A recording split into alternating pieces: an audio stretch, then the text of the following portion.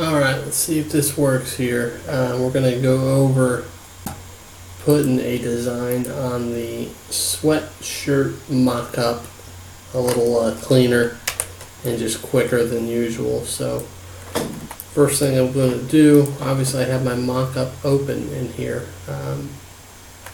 as you see.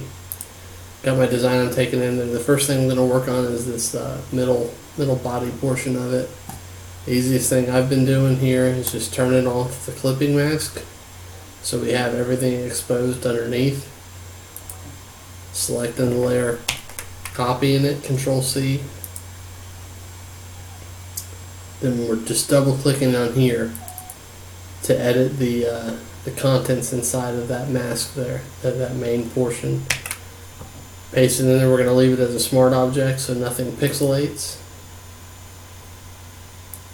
We're just going to try to get this sized roughly what we think might be right and positioned. We're going to try to keep that tag on the bottom right there, kind of about a 1/4 inch from the bottom, 1/4 inch from the side. And we'll just see how this looks on there first. Just we have it in there, so we're going to hit Control S or save it, basically, just to update the layer on the other file. So it's in there. Actually looks pretty solid. So I'm happy with that. It could be a little bit low, but I think it's actually fine for what we're looking for here. So all I'm going to do here, I was messing around with this earlier. That shouldn't even be there right now. All I'm going to do here, I'm going to click this and drag it back onto this plus sign or the page, depending on what version of Photoshop you have, just to duplicate the layer. You can also hit Control J, as in Jackie. Next, I'm going to right click on this mask here and just delete the mask. So that basically keeps everything as was without placing it in there. But when I'm going to go up here, I'm going to find my pocket layer. And just make sure you have the right one by turning it on and off. I'm going to hold down Control, and when I see that square with the bounding box as I go over the thumbnail, that'll select everything in that layer.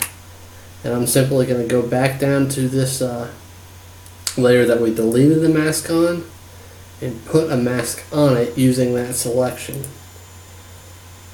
I'm going to have to drag it up over top of here so it shows, and voila, you have your pocket there. Now the only thing that does do is it just kind of leaves this bottom a little suspect, so you might have to get a little creative with it. But usually what I'll do is I'll just go in here and match the color. I'll go back onto this onto the pocket layer, give it a drop shadow, just so we still have something there that looks natural, like actually the hoodie would. You know, there'd be some separation there between the bottom and the band. So I'm going to actually soften that. But you get the point. You can just play with that a little bit till you get something that you think looks okay, and I'm okay with that right there. So it does leave you with the back.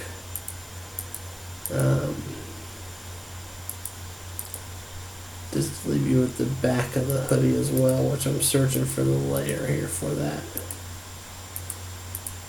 Bottom. There we go. And I'm just going to match the color there, or do whatever you would normally do there. So other than that, it's just doing things as normal too. I'm going to do the right sleeve here. So that also is going to open up a separate window. I'm going to go back in here. Obviously it's just black, so I'm not even going to worry about clicking or dragging anything over. I'm simply just going to make it easy on myself. I know it's black, I know it's rich black, so we're just going to save it, update it, and we're going to match the cuff to it just by doing a color overlay. Now let's move on to my right or my left sleeve. This one actually had something on it, so I'm going to do it the same way I did the front. I'm just going to come down here. I'm going to turn my clipping mask off. Well, that's what I would normally do, but I didn't do this right to begin with. So we're going to make sure we have a fill on the back there. And I turn my clip mask on, it should take care of it there. So yeah, so we're just going to go ahead and select this whole layer, copy it, Control C, paste it as a smart object, and do our best to try to fit it in there and make it look right. Now I'm already seeing where the color might be an issue on here. I'm going to have to do some fixing with that, but for the sake of this being a quick tutorial, so obviously you can see there, whatever reason, I probably didn't have the right color black on there. Yeah, see, it's using the wrong color there. So different black, let's turn that off.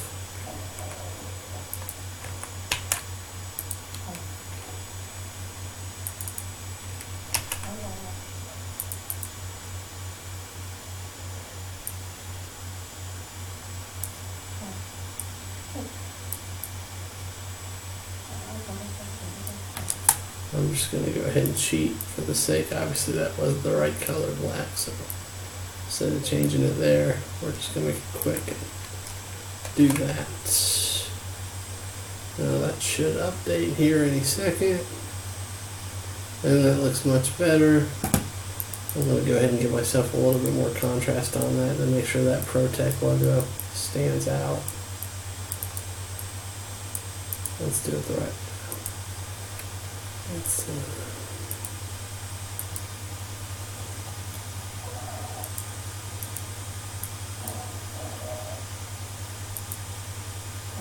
now what I can do is just select everything but the box going here. Let's just make sure everything's being done correctly, at least for the template's sake. I'll go here, center that, and let's see how that looks there. Control Save, Control S, should update, and we're looking much better. Good enough for this at least. As far as my hoodie, I'm sure you've seen this plenty, but some others may not know if you haven't seen it. We're going to go ahead and turn this black, that's the color I have it set to. Interior is just talking about the interior of the hoodie. I'm going to match this safety green. The interior, I've already changed that, but just so you can see, it's that inside of it there. So you can see I got it red, but we're going to go ahead and make it black. Straps are referring to the strings. I'm going to make these black, and I'm going to give the rubber tassels, we're going to go ahead and make those green to match. The highlights on this sometimes play trick on the eye, so you might have to not just color match, you might have to do a little work there. So other than that, I'm pretty happy with it. You can see right here this blue. See where that's coming from. I'm going to go ahead and guess it has something to do with this guy. Yeah, so let's see if all the areas filled there, but we're just going to go ahead, because I don't know where that's coming from, we're going to go ahead and turn this black to see if that takes care of it, this bottom, this blue grid layer. Control S to save, see if that takes care of it. It did not. So I'm just going to go in here and do a little patch up work here. It should have been black, but for whatever reason the color got changed. I'm just going to go ahead and fill it in. So that's looking pretty good there. These 3D models are nice because it can take a boring template or a boring design like this. That's what the customer kind of wanted. Initially boring, just not as quite as exciting as some of the other stuff. And it'll make it look really slick like this guy here. So all I'm going to do is just grab this guy.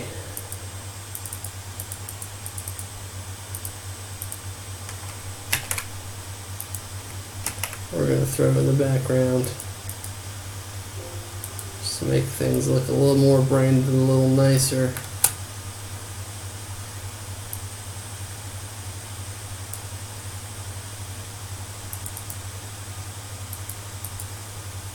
I'm not sure what's going on with that, but here's how we're going to fix it. We're going to undo everything I just did. And we're simply just going to collapse my layer since I know I'm happy with that. We'll paste it back to this guy right here.